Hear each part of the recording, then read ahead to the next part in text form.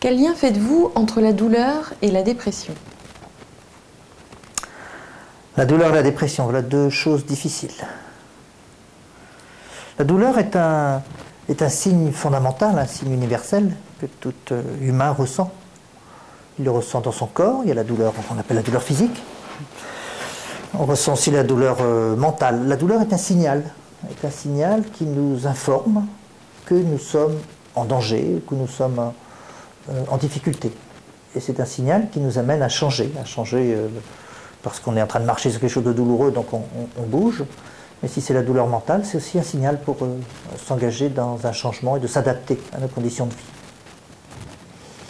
Depuis pas mal d'années, maintenant depuis plus de 10 ans, on s'est rendu compte que l'hypnose était très très utile pour protéger les patients dans des cadres de douleur aiguë, puisqu'on fait beaucoup d'interventions chirurgicales aujourd'hui avec des patients sous hypnose.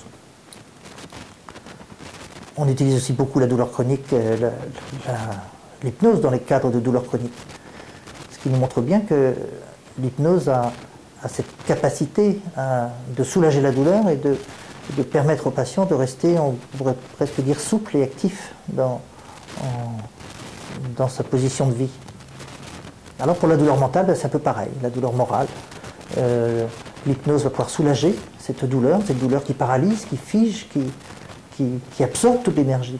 Et à ce moment-là, le patient va retrouver de l'énergie, va retrouver de la souplesse, va retrouver de la créativité, va retrouver une capacité à s'orienter vers son futur et donc à rentrer dans le processus qui lui permet de sortir de cette dépression.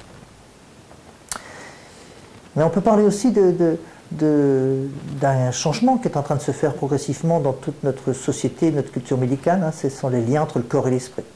Pendant longtemps, on les a séparés. D'un côté, il y avait les troubles corporels, de l'autre côté, les troubles psychologiques. Aujourd'hui, on se rend compte que la plupart des gens qui souffrent physiquement souffrent mentalement et réciproquement.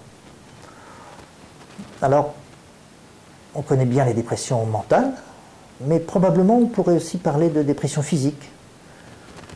On a parlé de douleurs chroniques, mais on peut parler en rhumatologie, de différents types de symptômes ou en cancérologie. Et aujourd'hui, en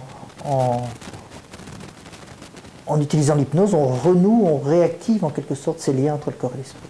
C'est probablement une des grandes ressources, des grandes manières que l'hypnose active pour aider les gens à aller mieux.